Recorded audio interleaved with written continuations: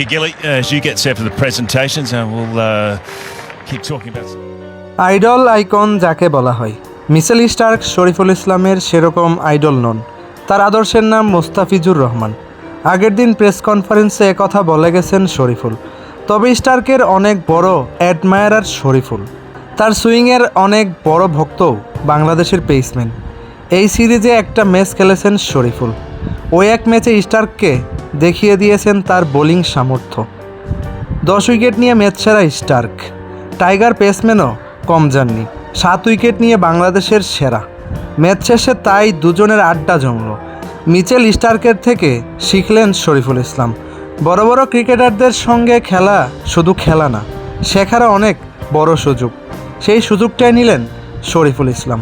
তো দর্শক, আপনাদের কাছে শরীফুল ইসলামের বোলিং কেমন লেগেছে তা অবশ্যই কমেন্টে জানাতে ভুলবেন না।